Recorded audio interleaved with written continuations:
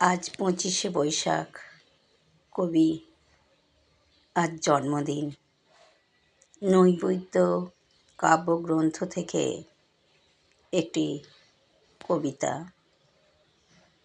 এ দুর্ভাগ্য দেশ হতে হে মঙ্গলময়, দূর করে দাও তুমি সর্বতুচ্ছ ভয়, লোকভয়, রাজভয়, মৃত্যু ভয় আর দীনপ্রাণ দুর্বলের এ পাষাণ ভার।